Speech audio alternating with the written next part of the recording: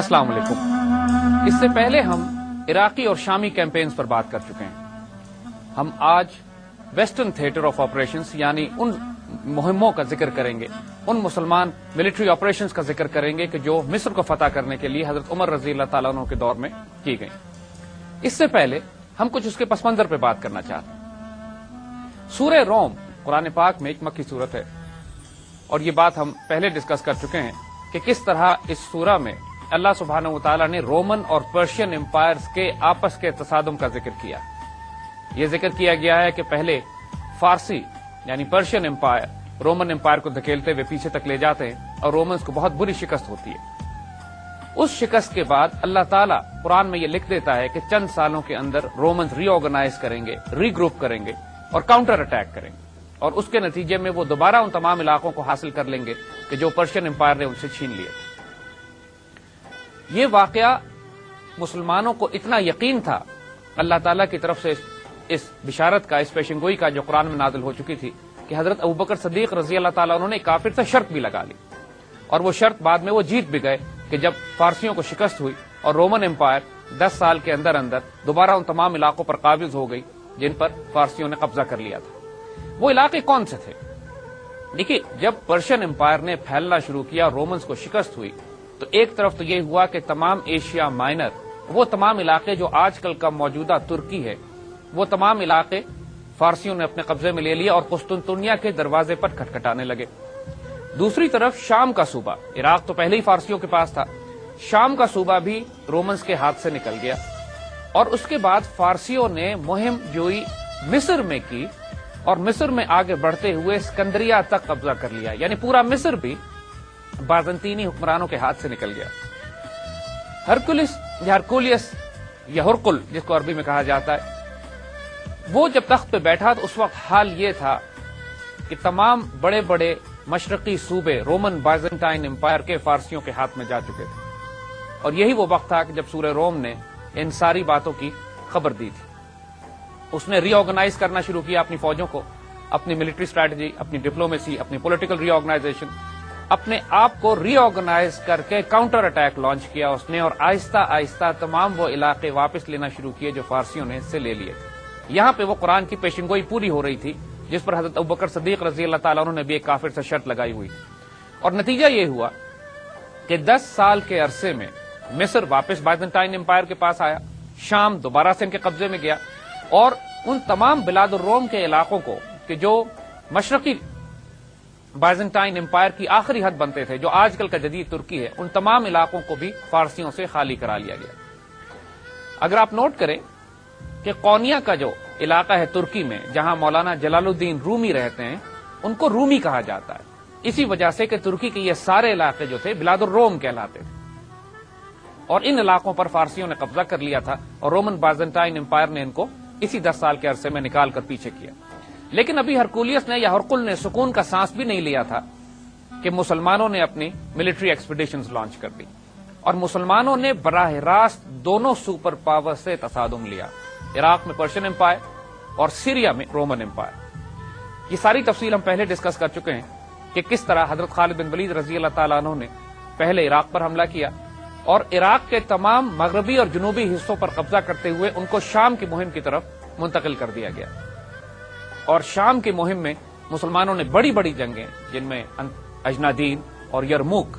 اور ان تمام جنگوں کے بعد پورے فلسطین اور شام کے علاقے اور بیروت لیبنان اور وہ تمام علاقے جو سمندر کے ساتھ ملتے ہیں، بائزنطینی سلطنت کے شمال سے لے کر نیچے مصر تک، وہ تمام علاقے مسلمانوں نے فتح کر لیے۔ اب یہ کچھ غیر معمولی باتیں یہاں پر نوٹ کرنے کی ہے۔ یہ دیکھیے کہ حضرت سعد بن ابی وقاص رضی اللہ تعالیٰ عنہ کی قادسیہ کی مہم کے بعد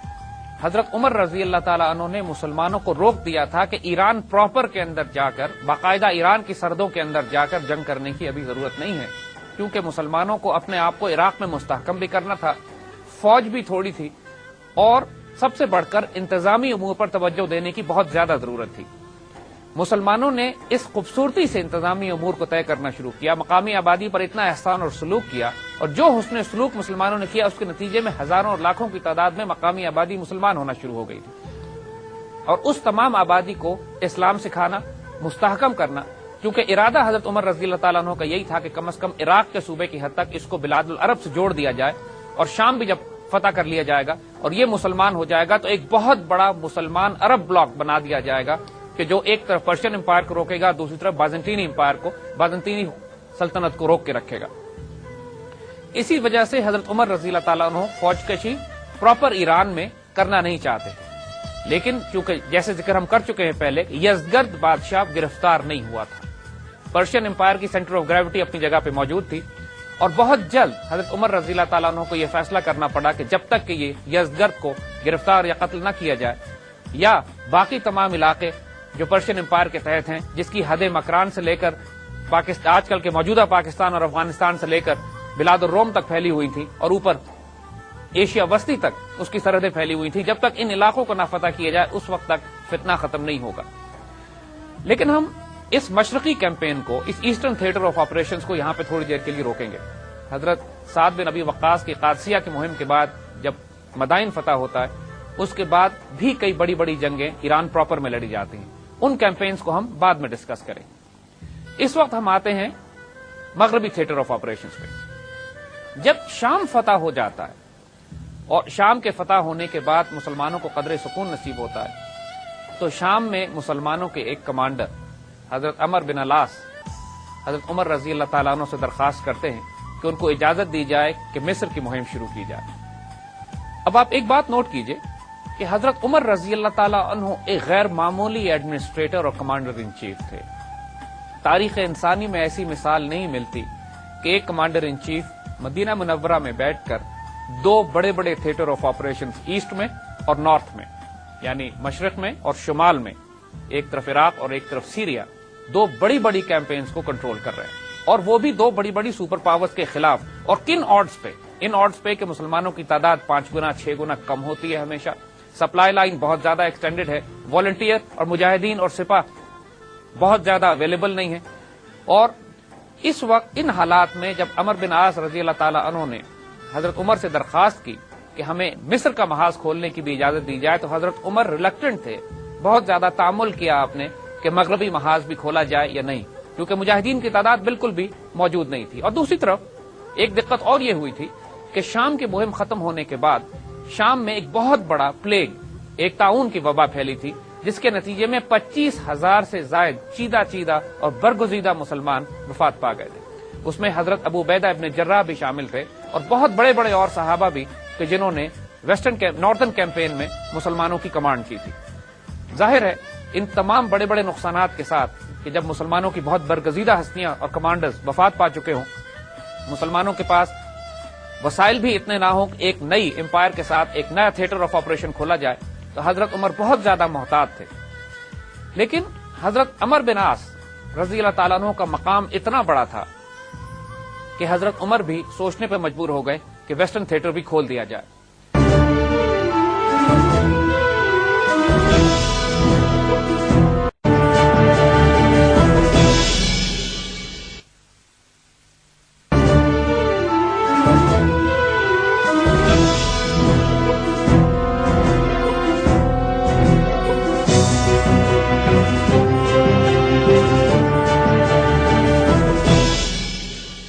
آپ کو یہ یاد ہوگا کہ جب حضرت خالد بن ولید رضی اللہ تعالی عنہ عراق کی مہم پر تھے، تو حضرت ابوبکر صدیق رضی اللہ تعالی عنہ نے 4 ملٹری کالمز شام کی طرف روانہ کیے تھے، اور ان چاروں ملٹری پیٹرولز میں، ان چاروں ایکسپیڈیشنز میں 4 بڑے بڑے صحابہ ان کی قیادت کر رہے تھے۔ حضرت ابو عبیدہ ابن جراح ایک لشکر کی قیادت پہ تھے، اور دوسرے لشکر کی قیادت حضرت عمر بن العاص فرما رہے تھے۔ اسی طرح حضرت شرجیل اور ایک اور صحابی چوتھے لشکر کی کمانڈ میں تھے، اور یہ تمام لشکر انڈیپینڈنٹلی آپریٹ کر رہے تھے سیریا میں۔ اور جب حضرت خالد بن ولید رضی اللہ تعالیٰ عنہ شام میں پہنچے ہیں، تو یہ تمام لشکر جمع ہو کر ان کی کمانڈ میں آ گئے ہیں، اور پھر وہ تمام واقعات جو ہم پہلے بیان کر چکے ہیں کہ جنگ اجنادین اور اس کے بعد یرموک اور اس کے بعد پورے شام کی فتح۔ حضرت ابو عبیدہ ابن جراح رضی اللہ تعالیٰ عنہ کی تعاون میں وفات کے بعد جو اوور آل کمانڈ تھی وہ حضرت عمر بن العاص کو دے دی گئی شامی محاذ کی، اور اسی وجہ سے حضرت عمر بن عاص بہت زیادہ بے چین تھے دربار خلافت سے اجازت لینے کے لیے کہ ان کو مصر کی مہم پر بھی روانہ ہونے کی اجازت دی جائے۔ حضرت عمر بن عاص اپنے پہلے زمانوں میں اسلام لانے سے پہلے تاجر تھے، اور تاجر ہونے کی حیثیت سے کثرت سے آپ نے سفر کیا تھا مصر کی طرف۔ مصر کے علاقوں سے بھی آپ واقف تھے، مصر کا صوبہ بھی آپ کو پسند تھا، اور وہاں کے لوگوں سے بھی آپ مانوس تھے، اور انہی تمام وجوہات کی بنا پر حضرت عمر رضی اللہ تعالیٰ عنہ بھی اس بات پر مائل ہونا شروع ہو گئے کہ حضرت عمر بن العاص کو ایک پروبنگ ایکسپیڈیشن، ان کا خیال شروع میں یہ صرف یہی تھا کہ صرف ان کو حالات کا جائزہ لینے کے لیے ان کو مصر بھیجا جائے، جبکہ حضرت عمر بن العاص اس بات پہ مصر تھے کہ میں صرف 4000 مجاہدین کے ساتھ مصر فتح کر لوں گا۔ یہ اتنی غیر معمولی تعداد تھی، یہ اتنی حیران کر دینے والی تعداد تھی کہ بائزنٹائن امپائر کا ایک مضبوط صوبہ مصر، شام ان کے ہاتھ سے نکل چکا تھا اور وہ بکھرے ہوئے تھے۔ اب ظاہر ہے یہ بات بالکل ہر طرح سے ہر ملٹری اسٹریٹجسٹ کو یہ بات معلوم تھی کہ اگر مسلمان سیریا فتح کر چکے ہیں تو ان کا اگلا ہدف اس کے بعد مصر ہی ہوگا، اور بازنطینیوں نے مصر کے دفاع کے لیے بہت مضبوط مورچے تیار کیے ہوئے تھے۔ اس صورتحال میں صرف 4000 مجاہدین کے ساتھ مصر فتح کرنے کی بات کرنا حضرت عمر کے لیے بھی حیران کن تھی، لیکن حضرت عمر بن عاص اس پر پر امید تھے، پورے یقین کے ساتھ، اور بالآخر حضرت عمر نے ان کو اجازت دے دی کہ وہ آہستہ آہستہ مصر کی سرحد کی طرف پیش قدمی کریں۔ اس سے پہلے کہ ہم مصر کی مہم پر بات کریں، یہ ضروری ہے کہ ہم تھوڑی سی نگاہ حضرت عمر بن عاص کے پس منظر پہ ڈال لیں۔ حضرت عمر بن العاص قریش کے قبیلے سے تعلق رکھتے تھے اور بہت ہی معزز شخصیت سمجھے جاتے تھے، اور ایک غیر معمولی وجود، آپ ایک بریلینٹ فائٹر، کمانڈر، سپاہ سالار ہونے کی پوری صلاحیتیں، ساتھ آپ ایک شاعر تھے، ایک ڈپلومیٹ تھے، ایک پولیٹیشین تھے، ایک سیاستدان، اور بے انتہا زیرک، سمجھدار اور غیر معمولی فراست رکھنے والے صاحب بصیرت صاحب تھے۔ لیکن ان تمام خصوصیات کے باوجود آپ اسلام خاصی دیر سے لے کر آئے۔ صحابہ کرام تو بلکہ حیران ہوا کرتے تھے کہ ان تمام خصوصیات رکھنے والے وجود اسلام کی حقیقت کو کیوں نہیں پہچان پا رہے۔ آپ نے تقریباً 8 ہجری میں جنگ خندق کے بعد، یعنی غزوہ خندق کے بعد آپ ایمان لائے، اور ایمان لانے کا واقعہ بھی آپ کا بہت دلچسپ ہے۔ چونکہ آپ ڈپلومیٹ تھے، سیاستدان تھے، اور قریش میں بہت زیادہ معزز تھے نیگوسیشنز کے لیے، بات چیت کرنے کے لیے، تو آپ کو قریش نے اس جماعت کے ساتھ نجاشی بادشاہ کے پاس حبشہ بھیجا تھا کہ جہاں پر مسلمان پناہ لے کر بیٹھے ہوئے تھے۔ مقصد قریش کا یہ تھا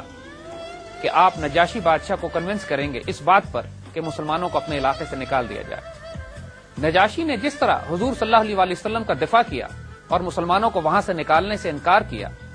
اس ساری گفتگو سے حضرت عمر بن عاص بہت زیادہ متاثر ہوئے، اور اسلام اب آہستہ آہستہ ان کے دل میں جگہ بنانے لگا۔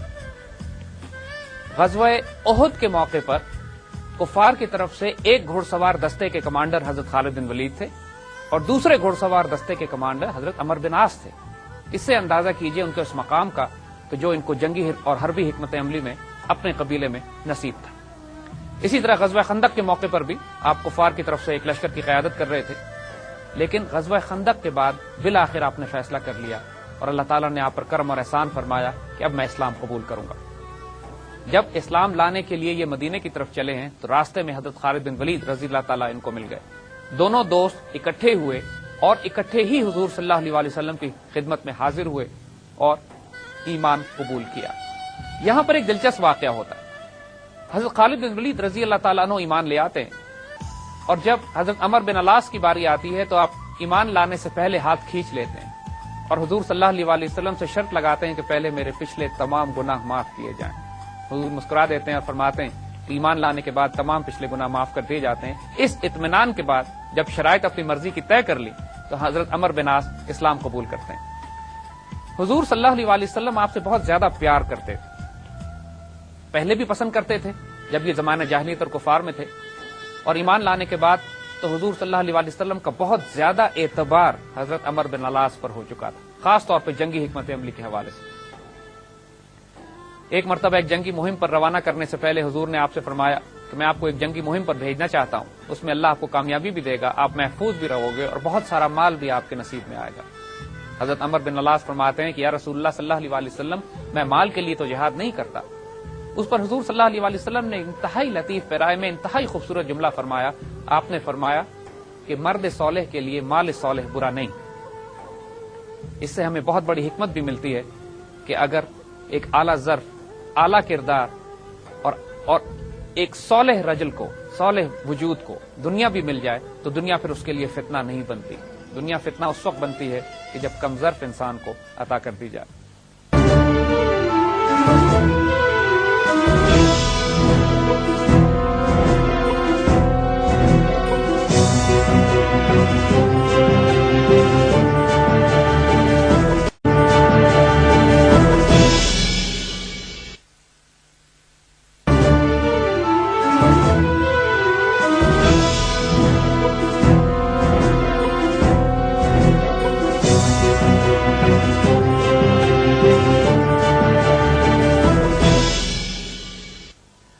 اگر دیکھا جائے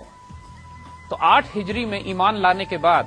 حضرت عمر بن علاس کو رسول اللہ صلی اللہ علیہ وسلم کے ساتھ بہت کم وقت ملتا ہے، کیونکہ خطبہ حجۃ الوداع کے بعد بہت زیادہ عرصہ حضور صحابہ کے ساتھ نہ رہے اور پردہ فرمایا، اور 2-2.5 سال کا عرصہ زیادہ سے زیادہ ان کو ملا. لیکن اس معمولی سے عرصے میں بھی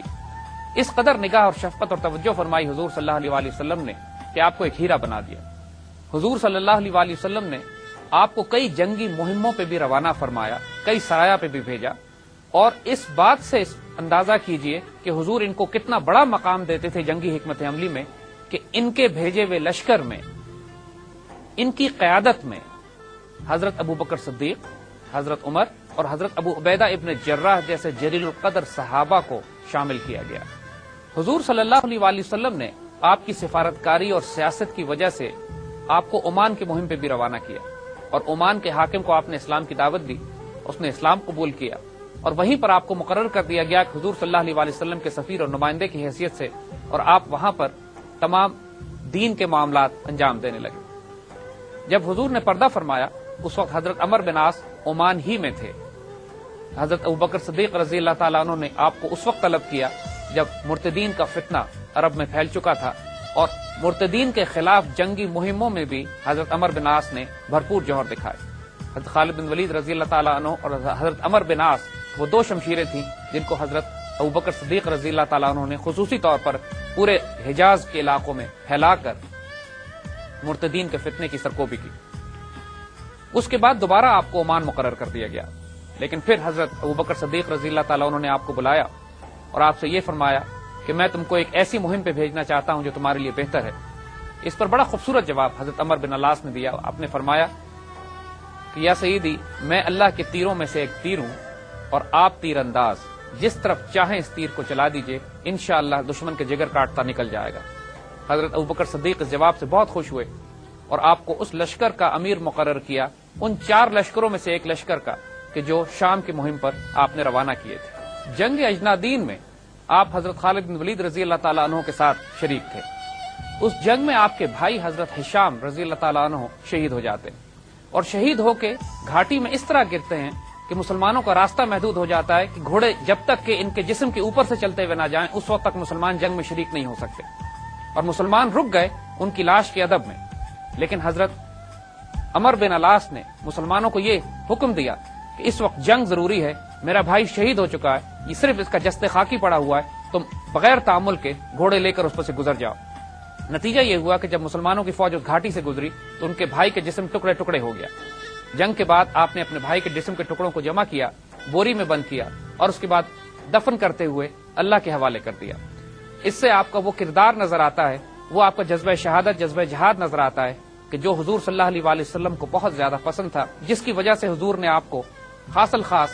ان کمانڈروں میں شامل فرمایا کہ جنہوں نے آگے مسلمانوں کے لیے بہت زیادہ فتوحات کرنی تھی. فتح شام کے بعد جب بیت المقدس شریف کے فتح کے لیے حضرت عمر رضی اللہ تعالیٰ عنہ مدینے سے سفر کر کے شام پہنچے ہیں،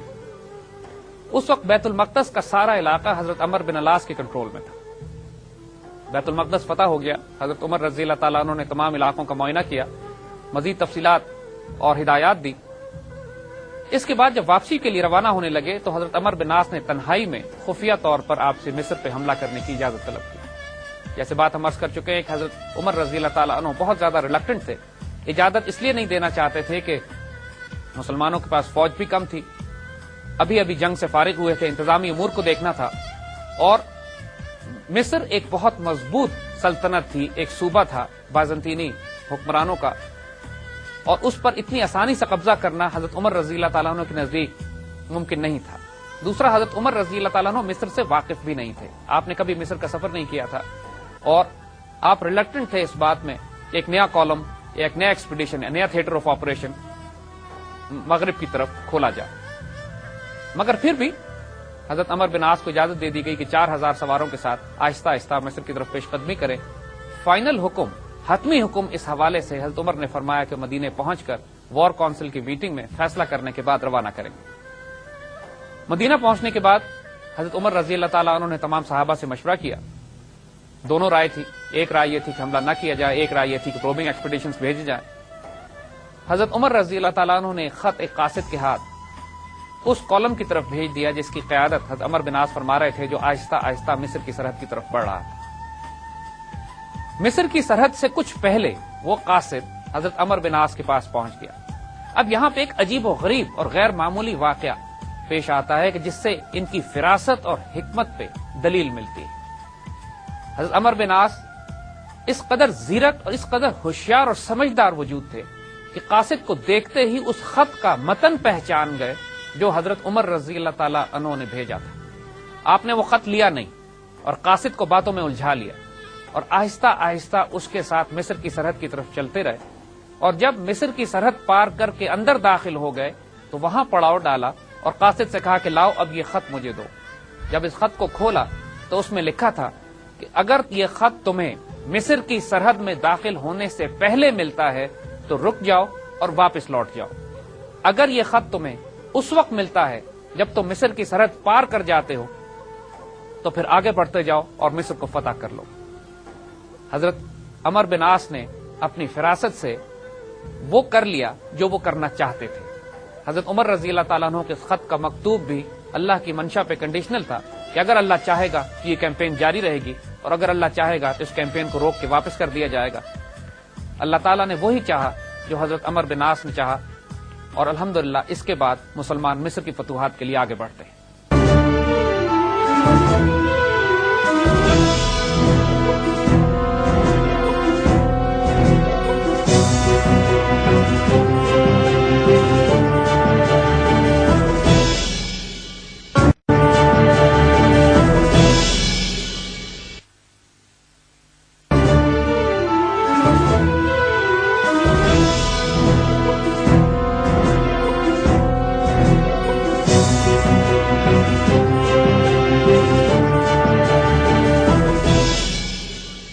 اس سے پہلے کہ ہم مسلمانوں کی مصری فتوحات پر بات کریں،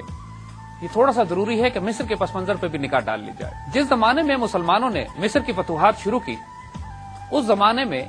مصر، جیسے کہ عرض کیا، ہرقل کا مشرقی صوبہ تھا، اور اس کا ایک وائسرائے مقوقس، جس کو سائرس انگلش میں کہتے ہیں، وہ یہاں پر حکمران تھا۔ مگر جو مقامی آبادی تھی وہ زیادہ تر کوپٹک عیسائی تھے۔ بازنطینی حکمران بھی عیسائی تھے، لیکن ان کا فرقہ اور کوپٹک عیسائیوں کا فرقہ مختلف تھا، اور بازنطینی حکمران یہ چاہتے تھے کہ پورے مصر کی مقامی آبادی کا مذہب تبدیل کر کے ان کو اپنے فرقے پر کر لیا جائے، جس کی وجہ سے یہ بہت شدید ظلم ڈھایا کرتے تھے اپنے ہی عیسائیوں پر، جن کا تعلق ایک کوپٹک یا قبطی فرقے سے تھا۔ جب مسلمان مصر میں داخل ہوتے ہیں اس وقت حال یہ تھا کہ تمام قبطی اپنے حکمرانوں سے تنگ آئے ہوئے تھے۔ قبطیوں کے ساتھ یہودیوں کی بھی بڑی تعداد مصر میں بسا کرتی تھی، وہ بھی اپنے حکمرانوں سے تنگ تھے کیونکہ یہودیوں کی ویسی پرسیکیوشن کی جاتی تھی۔ ان حالات میں نااتفاقی، بے چینی اور فتنہ اور فساد مصر میں پھیلا ہوا تھا، اور رومن فوج کو as occupies, as invasion forces, as occupation forces دیکھا جاتا تھا۔ بڑے بڑے قبطی پادری چھپتے پھرتے تھے اپنی جان بچانے کے لیے، اور جو وائسرائے تھا مقوقس، گو کہ خود وہ بھی قبطی تھا، لیکن اس کی تربیت چونکہ ہرقل نے خود قسطنطنیہ میں کی تھی اور اپنا نمائندہ بنا کر یہاں بھیجا ہوا تھا، تو وہ بھی مجبور تھا اور بادشاہ کے حکم پر اپنی ہی قوم پر ظلم کرنے پہ مجبور تھا۔ مسلمان جب مصر میں داخل ہوئے تو وہی راستہ انہوں نے اختیار کیا جو ہزاروں سال سے انبیاء شام سے مصر میں داخل ہونے کے لیے استعمال کرتے رہے۔ اگر آپ نقشہ اٹھا کے دیکھیے تو شام سے مصر آنے کا ایک تنگ خشکی کا راستہ ہے، اور یہ وہی راستہ ہے کہ جو ہمیشہ سے سفر کے لیے استعمال ہوتا رہا ہے ان دو خطوں کے درمیان۔ اس کے اوپر جا بجا رومیوں نے قلعے بنائے ہوئے تھے، اور جو شام کی فتوحات کے بعد ان کو اندازہ ہو چلا تھا کہ مسلمانوں نے مصر میں داخل ہونا ہی ہے، تو ان تمام قلعوں کے مضبوط دفاع مقرر کیا گیا، اور بہت سارے اس میں جرنیل وہ تھے کہ جو شام میں بازنطینی فوج کے سربراہ رہ چکے تھے اور مسلمانوں کے ہاتھوں مار کھا کے یا پسپا ہوئے تھے یا فرار ہو گئے۔ اب ذرا مسلمانوں کے کالم کی حالت دیکھیے گا، صرف 4000 کا یہ ایک پروبنگ ایکسپیڈیشن یا زیادہ سے زیادہ ایک بڑا فائٹنگ پیٹرول جو مصر میں داخل ہو رہا ہے، جہاں مضبوط قلعے ہیں، بازنطینی فوج موجود ہے، اور مسلمانوں کے پاس کوئی ایسے بھاری ہتھیار نہیں ہیں کہ جو قلعوں کو توڑنے میں استعمال کیے جا سکیں۔ قلعوں کے اوپر منجنیقیں لگی ہوئی ہیں، جدید حربی آلات جنگی جن میں آگ اور پتھر برسانے کے آلات ہیں، اور پھر فوجیں ہیں جو قلعوں کے اندر بیٹھی ہوئی ہیں۔ مسلمانوں نے قلعوں کا محاصرہ تو کیا، پہلے فرما کا قلعہ آیا، اس کے بعد بلیس کا قلعہ آیا، اور آخر میں بیبلون کا بڑا قلعہ جہاں پر خود مقوقس بھی موجود تھا۔ طویل عرصے تک مسلمان ان قلعوں کا محاصرہ جاری رکھتے، انوائٹ کرتے رومنس کو کہ میدان جنگ میں آئیں، باہر آئیں، اور باہر آ کے ان سے جنگ ہوتی، اور غیر معمولی طور پر مسلمان ان قلعوں کو فتح کرتے ہوئے آگے بڑھنا شروع ہو گئے۔ لیکن بیبلون کے قلعے کے باہر، جو اس مصر کے داخلی راستے کا سب سے بڑا قلعہ تھا، مسلمانوں کو اندازہ ہوا کہ اب ممکن نہیں ہے کہ 4000 کی نفری کے ساتھ مزید آگے بڑھا جا سکے۔ حضرت عمر بن عاص نے کمک کی امداد کی مدینے سے، اور حضرت عمر فاروق رضی اللہ تعالیٰ عنہ نے کئی دستے روانہ کیے، جس میں حضرت زبیر بن عوام بھی قیادت فرما رہے تھے ایک لشکر کی، اور اب مسلمانوں کی تعداد تقریباً 20,000 تک پہنچ گئی، مگر اس کے مقابلے میں کئی گنا زیادہ فوج رومنز کی قلعہ بیبلون میں اور اس کے آگے کے تمام محاذوں پہ موجود تھی۔ بیبلون کا محاصرہ ایک طویل عرصے تک جاری رہا۔ مقوقس چونکہ مسلمانوں کے واقعات کو پڑھ چکا تھا، وہ براہ راست جنگ کرنے سے گریز کر رہا تھا۔ کئی دفعہ نیگوسیشن، بات چیت اور ڈائیلاگ کے ذریعے کوشش کی گئی کہ معاملات کو طے کر لیا جائے، لیکن مسلمان اسی بات پہ راضی تھے کہ یا تلوار فیصلہ کرے، یا جزیہ دیا جائے، یا پھر مسلمان ہو جائیں۔ مصر میں داخلے پر بیبلون کا قلعہ سب سے طاقتور اور مضبوط تھا، اور اگر یہ فتح ہو جاتا تو مسلمانوں کے لیے پھر پورے مصر پر قبضہ کرنا بہت آسان تھا۔ اس سے پہلے فرما اور بلیس کے قلعوں کو فتح کرنے کے بعد جب مسلمانوں نے بیبلون کا محاصرہ کیا اور مدینے سے کمک بھی پہنچ گئی، اب مسلمان اس قابل تھے کہ اس محاصرے کو طول دے سکتے۔ بیبلون کا محاصرہ تقریباً 7 ماہ جاری رہا۔ مقوقس جو کہ وائسرائے تھا ایمپرر کا، وہ بذات خود یہاں موجود تھا، لیکن جنگ نہیں کرنا چاہتا تھا، اور مقامی قبطی آبادی بھی مسلمانوں کا ساتھ دینے پر راضی ہو گئی تھی۔ اس صورتحال میں بہت طویل عرصے نیگوسیشنز چلتی رہی۔ ایک مرتبہ ایک ڈیلیگیشن مقوقس نے مسلمانوں کے کیمپ میں بھیجا، جس کو حضرت عمر بن عاص نے 2 دن تک اپنے کیمپ ہی میں روک لیا۔ جب یہ واپس گیا ہے تو اس نے وہی جواب دیا ہے کہ جو جنگ اجنادین سے پہلے حضرت خالد بن ولید رضی اللہ تعالیٰ عنہ کے لشکر سے واپس جانے والے جاسوس نے دیا تھا۔ اس نے مقوقس کو بتایا کہ یہ ایسی قوم آئی ہے کہ جو عدل اور انصاف کرتی ہے، اپنے اللہ کے حضور جھکتی ہے،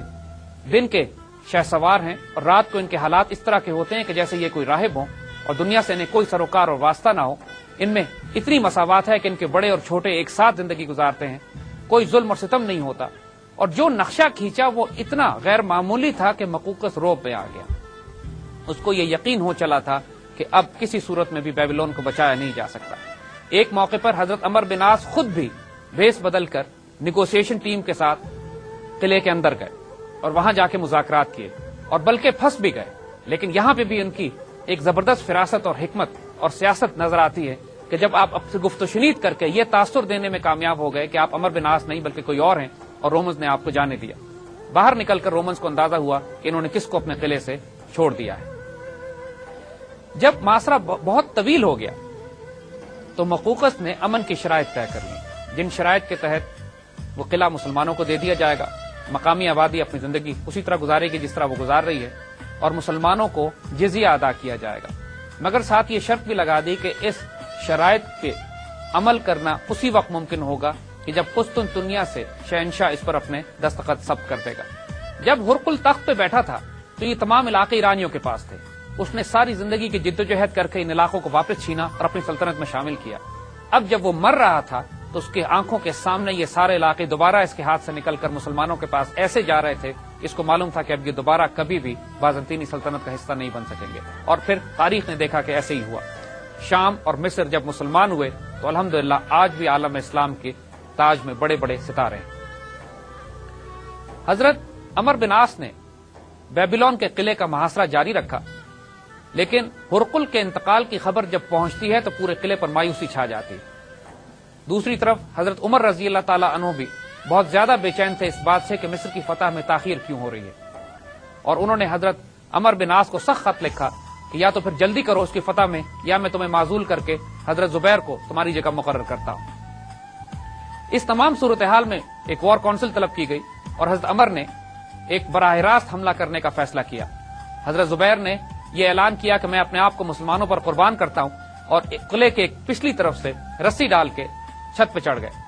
اور وہاں سے انہوں نے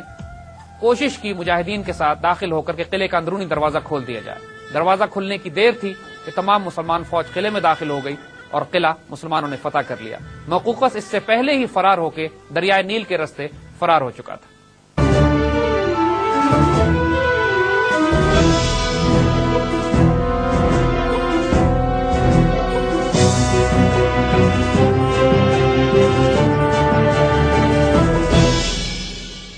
بیبیلون کی فتح کے بعد قدرتی طور پر مسلمانوں کی نگاہ اب پورے مصر پر تھی، اور سب سے بڑھ کر مصر کے دارالخلافہ اور مشرق کے سب سے بڑے شہر اسکندریہ پر۔ اسکندریہ کے بارے میں ہم تھوڑی سی یہاں بات کرنا چاہیں گے۔ سکندر اعظم جب مصر پہنچا تو اس نے میڈیٹرینین کے ساحل پر ایک شہر کو آباد کیا جو اس کے نام کے ساتھ اسکندریہ یا انگلش میں الیگزینڈریا کے نام سے مشہور ہے۔ پرانی دنیا کے جو 7 مشہور عجائب تھے اس میں سے بھی کئی عجائب اس شہر میں واقع تھے۔ بازنطینی سلطنت میں قسطنطنیہ کے بعد سب سے عظیم الشان شہر یہی اسکندریہ کا تھا۔ حضرت عیسیٰ علیہ السلام سے 300 سال پہلے اس شہر کو آباد کیا سکندر اعظم نے، اور اس کے بعد آنے والے تمام حکمران اس شہر کو اپنے تاج کا ہیرا سمجھتے تھے۔ جو ثقافت، جو تہذیب، جو تمدن اور جو شاندار عمارتیں اس شہر میں تھیں وہ مشرق کے کسی شہر میں نہیں تھیں۔ قدرتی بات ہے کہ بازنطینی حکمران بھی اس شہر سے بے حد لگاؤ رکھتے تھے اور ہر حال میں اس کا دفاع کرنے پر تیار تھے، اور یہ بھی قدرتی امر ہے کہ مسلمانوں کی نگاہ بھی اسی شہر پر جمی ہوئی تھی۔ آپ اگر مصر کا نقشہ اٹھا کے دیکھیے تو شام سے آنے والے راستے جب فتح ہوتے چلے گئے، فرما، بلیس اور بیبیلون کے قلعے، اب اس کے بعد تمام راستہ اوپر اسکندریہ تک دریائے نیل کے ساتھ ساتھ چلتا ہے۔ حضرت عمر بن عاص نے بھی اسی راستے پر پیش قدمی شروع کی، کبھی دریائے نیل کے مشرقی کنارے پر، کبھی مغربی کنارے پر۔ مختلف مقامات پر قلعے آتے گئے، جھڑپیں ہوتی گئیں، لڑائیاں ہوتی گئیں، قلعے فتح ہوتے گئے، مگر پروگرس خاصی سلو تھی، اس لیے کہ مسلمانوں کے پاس نفری بھی کم تھی، تقریباً 15,000 مجاہدین۔ مگر اس میں کوئی شبہ نہیں کہ اس فوج میں ایسے ایسے جلیل القدر صحابی موجود تھے کہ جن کو میں سے ایک ایک کو حضرت عمر 1000 کے برابر قرار دیتے تھے۔ حضرت ابو ایوب انصاری بھی اسی مہم میں تھے، حضرت ابو ذر غفاری اسی مہم میں تھے، حضرت زبیر بن عوام اسی مہم میں تھے، حضرت عبادہ بن صامت اسی مہم کا حصہ تھے۔ ان تمام جلیل القدر صحابہ کی موجودگی میں حضرت عمر بہت زیادہ پریشان تھے کہ حضرت عمر بن عاص اتنی دیر کیوں لگا رہے ہیں۔ اسکندریہ کا دفاع تقریباً ناقابل تسخیر تھا۔ یہ شہر ایک طرف سے سمندر سے گھرا ہوا تھا، دوسری طرف اس کے بہت بڑی جھیل تھی، اور صرف 2 اطراف جہاں سے حملہ کیا جا سکتا تھا وہاں پہ بہت اونچی فصیلیں۔ اس شہر کا دفاع منجنیقیں بھی کر رہی تھیں، آگ اور پتھر برسانے والے ہتھیار بھی، اور ایک بہت بھاری تعداد میں رومن فوج جو تقریباً 50,000 بتائی جاتی ہے، اور خود مقوقس بھی جو کہ وائس رائے تھا وہ اسکندریہ میں موجود تھا۔ اب ظاہر ہے رومن امپائر نے اپنا لاسٹ سٹینڈ اسکندریہ ہی میں کرنا تھا، اور مسلمانوں کی بھی حکمت عملی یہ تھی کہ جتنا جلدی ہو سکے اسکندریہ پہ قبضہ کیا جا سکے تاکہ فتح مصر مکمل ہو سکے۔ سمندر سے اس کا دفاع رومن نیوی بھی کر رہی تھی۔ مسلمان اگر آگے بڑھتے تو رومن نیوی مختلف جگہوں پر اپنے سولجرز کو، سپاہیوں کو اتار کر مسلمانوں کی پشت پر حملہ کرنے کی صلاحیت رکھتی تھی۔ مسلمانوں کے پاس نہ کوئی منجنیقیں تھیں، نہ کوئی اور ہتھیار، لیکن جو بہت بڑا ایڈوانٹیج مسلمانوں کو مل گیا وہ یہ کہ مقامی کوپٹک آبادی جہاں جہاں مسلمان پیچھے معاہدات کرتے چلے آ رہے تھے وہاں پہ قبطیوں نے یہ دیکھا کہ مسلمانوں کا حسن سلوک ان کے ساتھ بہت اچھا ہے، تو قبطیوں نے مسلمانوں کو مدد فراہم کرنی شروع کر دی۔ سڑکیں بناتے تھے، پل بناتے تھے، مسلمانوں کے کھانے پینے کا سامان مہیا کرتے تھے اور مسلمانوں کو خبریں پہنچاتے تھے۔ حضرت عمر بن عاص جب بیبلون سے روانہ ہوئے اس سے پہلے انہوں نے اپنا ایک مرکز، اپنی فوجی چھاونی جس جگہ بنائی تھی وہ ان کے خیمے کی مناسبت سے فسطاط کہلاتی تھی. اور حضرت عمر بن عاص رضی اللہ تعالیٰ عنہ کی شخصیت کا ایک لطیف پہلو یہاں پہ یہ سامنے آتا ہے کہ جب اسکندریہ پر روانگی سے پہلے مسلمانوں نے اپنے خیمے اٹھائے تو وہاں پر حضرت عمر بن عاص کے خیمے پر ایک کبوتری نے انڈے دے دیے تھے. حضرت عمر نے صرف اس کبوتری کے اطمینان اور آرام کے لیے اپنے خیمے کو وہیں چھوڑ دیا، بلکہ ایک سپاہی بھی مقرر کیا کہ جو اس کا دھیان کرے، اور اس خیمے کو وہیں چھوڑ کر آگے روانہ ہو گئے. یہ جگہ فسطاط کے نام سے مشہور ہو گئی. بعد میں اسکندریہ کی فتح کے بعد جب مسلمان واپس اس جگہ پہ آئے ہیں، یہاں ایک بہت بڑا شہر آباد کیا گیا جو فسطاط کے نام سے مشہور ہوا، اور یہ جگہ آج کے جدید قاہرہ میں شامل ہے. اس وقت کائرو یا قاہرہ کا شہر نہیں تھا، فسطاط ہی تھا جو زمانہ قدیم میں مصر کا دارالخلافہ مسلمانوں کے لیے بنا. فی الحال مسلمانوں کی توجہ اسکندریہ کی طرف تھی. تاریخ اس جنگ کی بہت زیادہ تفصیلات نہیں بتاتی، لیکن یہ بات واضح ہے کہ 6 ماہ کے طویل محاصرے کے بعد مسلمان بالآخر اسکندریہ کو بھی فتح کر لیتے ہیں. یہ ناممکنات کیسے ہوتا ہے، یہ اس پہ عقل حیران ہے. جب منجنیقیں نہ ہوں، آپ کے پاس بھاری ہتھیار نہ ہوں، توپ باری اور گولہ باری یا پتھراؤ کرنے کے وہ جدید آلات نہ ہوں جو زمانے میں مروج تھے، تو صرف لائٹ کیولری اور آرچری اور انفینٹری کے ساتھ اتنے بڑے قلعے کو، جو ایک طرف سے سمندر میں گھرا ہوا ہو، ایک طرف سے جھیل ہو، رومن نیوی اس کی حفاظت کر رہی ہو، اور قلعے کے اندر 50,000 سپاہی ہوں، یہ وہ معجزات ہیں کہ جیسے ہم نے عرض کیا کہ ان پر عقلیں دنگ رہ جاتی ہیں. اسکندریہ فتح ہو جاتا ہے، مسلمانوں کے ہاتھ بیش بہا غنیمت، ہتھیار، جنگی ساز و سامان اور مال و دولت لگتا ہے. فتح کے بعد حضرت عمر بن عاص حضرت عمر رضی اللہ تعالی عنہ کو فتح کی خوشخبری کے ساتھ خط بھیجتے ہیں. حضرت عمر رضی اللہ تعالیٰ عنہ سجدہ شکر ادا کرتے ہیں، مدینے میں خوشیاں منائی جاتی ہیں. حضرت عمر بن عاص جو تفصیل اسکندریہ کی بھیجتے ہیں وہ اتنی غیر معمولی ہوتی ہے کہ پورا مدینہ حیران رہ جاتا ہے. 4000 محل اس شہر میں موجود ہوتے ہیں، 4000 حمام ہوتے ہیں، 400 کے قریب کھیل کود کے تھیٹر ہوتے ہیں، اور اس کے علاوہ 12,000 دکانیں، اور نہ جانے دنیا جہان کی کون کون سی ایسی نعمت جو اس دنیا نے کبھی نہ دیکھی ہوئی نہ کبھی سنی وہ اس شہر میں موجود تھی. شروع میں تمام انتظامی معاملات جب مسلمانوں نے سنبھالے تو انہوں نے تمام پرانی ایڈمنسٹریشن کو اپنی جگہ پہ برقرار رکھا. قبطی عیسائیوں کے ساتھ اتنا اچھا سلوک کیا گیا کہ ان کے تمام وہ چھپے ہوئے پادری جو بائزنٹائن امپائر کے خوف سے ادھر ادھر چھپ گئے تھے ان کو بلا کر ان کے عہدوں پر بحال کیا گیا. نتیجہ یہ ہوا کہ تمام قبطی مسلمانوں کے ہم نوا ہو گئے، مسلمانوں کی مدد کرنے لگے. رومن فوج جو کہ ہزاروں کی تعداد میں قتل ہوئی تھی اور جو بچے کچھ وہ اپنی نیوی میں بیٹھ کے قسطنطنیہ کی طرف فرار ہو گئے تھے، انہوں نے ایک کاؤنٹر اٹیک کرنے کی بھی کوشش کی.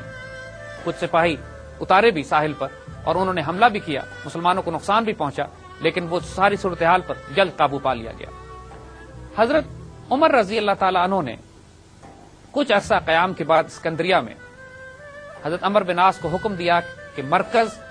مسلمانوں کا وہاں بنایا جائے کہ جہاں پر ان کے اور مسلمانوں کے درمیان کوئی رکاوٹ حائل نہ ہو. حضرت عمر بن عاص رضی اللہ تعالیٰ عنہ کے مصر پر فتح کرنے کے بعد قبضے کے بعد ایک غیر معمولی واقعہ ہوتا ہے. وہاں کے قبطی باشندوں کا ایک رواج یہ تھا کہ ہر سال دریا میں ایک بچی کو صدقہ کرتے تھے، قربان کر دیا کرتے تھے، اس امید پر کہ اس کے نتیجے میں دریا تیز بہے گا اور ان کی فصلیں آباد رہیں گی. جب مسلمانوں نے قبضہ کیا تو اس وقت بھی قبطیوں نے ایک بچی کو تیار کر کے قربان کرنے کا ارادہ کیا تو حضرت عمر بن عاص نے ان کو روک دیا. قبطیوں نے اس پر یہ کہا کہ اگر یہ قربانی نہ دی جائے گی تو دریا نیل خشک ہو جائے گا، اور اسی طرح اس سال یہی ہوا کہ دریا نیل میں پانی کم ہو گیا. یہ سارا معاملہ حضرت عمر بن عاص نے حضرت عمر رضی اللہ تعالیٰ عنہ کو لکھ کے بھیجا تو حضرت عمر نے سختی سے منع فرما دیا کہ کوئی قربانی اس کے بعد نہیں دی جائے گی، اور ایک خط لکھا دریائے نیل کے نام، اور حضرت عمر بن عاص سے فرمایا کہ یہ خط دریا میں ڈال دینا. اس خط میں آپ نے یہ لکھا کہ اگر تو اللہ کے حکم سے چلتا ہے تو پھر چلتا رہے، اگر اپنی مرضی سے چلتا ہے تو جو چاہے کر. اور یہ خط حضرت عمر بن عاص نے دریا نیل میں ڈال دیا، اور اگلے دن لوگوں نے دیکھا کہ نیل دوبارہ پورے جوش کے ساتھ چلنا شروع ہو گیا. اس کرامت کو دیکھ کر بہت زیادہ تعداد میں قبطی مسلمان ہوئے. حضرت عمر رضی اللہ تعالیٰ عنہ کا یہ غیر معمولی پہلو کہ آپ نہ صرف ظاہری کمانڈر ان چیف تھے بلکہ روحانی طور پر بھی بہت ساری چیزوں کو کنٹرول کر رہے تھے. یہ تاریخ کا ایک ایسا پہلو ہے کہ جس سے کوئی انکار نہیں کر سکتا. مصر کی فتح مسلمانوں کے لیے ایک غیر معمولی کامیابی اللہ کی طرف سے تھی. تمام مقامی آبادی جس کے ساتھ مسلمانوں نے جو حسن سلوک کیا تھا، ایک بھاری تعداد میں مسلمان ہونا شروع ہو گئی. کاپٹک یا قبطی عیسائی آج بھی مصر میں بستے ہیں، لیکن مصر کی اکثریت مسلمان ہے اس حسن سلوک کی وجہ سے جو حضرت عمر بن عاص اور مسلمانوں نے ان کے ساتھ کیا. حضرت عمر رضی اللہ تعالیٰ عنہ نے چونکہ مصر خود دیکھا ہوا نہیں تھا،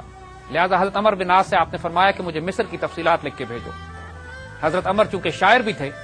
تو اتنا خوبصورت، فصیح اور بلیغ خط آپ نے لکھ کے حضرت عمر کی خدمت میں روانہ کیا، مصر کی تعریف کرتا ہوا، اس کے سرسبز و شاداب جنگلات کا، اس کے باغات کا، اس کے کھیتوں کا، اس کی زمین کا، اس کے لوگوں کا، اس کی ہوا کا، کہ جو عربی فصاحت اور بلاغت کا ایک نمونہ ہے اور تاریخ میں رقم کیا جاتا ہے. حضرت عمر اس کو پڑھ کر اش کر اٹھے اور واقعی آپ نے حضرت عمر العاص کی تعریف فرمائی، اس نے فصاحت و بلاغت کا حق ادا کر دیا. مصر کی فتح نے آنے والے واقعات پر بہت گہرا اثر ڈالا. اس کے نتیجے میں پورا افریقہ مسلمانوں کے لیے کھل گیا اور اسکندریہ اور میڈیٹرینین کے آس پاس کے علاقوں کے فتح ہونے سے مسلمانوں کو یہ موقع مل گیا کہ مسلمان اب ایک بحری بیڑا بھی تیار کر سکیں اور بحری بیڑا تیار کر کے رومنز کا مقابلہ کر سکیں جو اس سے پہلے مسلمانوں نے کبھی نہیں کیا تھا. لیکن حضرت عمر رضی اللہ تعالیٰ عنہ کے بعد مصر کی فتح کی وجہ سے مسلمانوں نے بحری بیڑے بھی بنانے شروع کیے اور پھر سمندر کے راستے بھی قسطنطنیہ پر حملے شروع ہوئے. آگے آنے والے واقعات انتہائی غیر معمولی ہیں. انشاءاللہ آنے والے وقتوں میں ان پر بات کریں گے.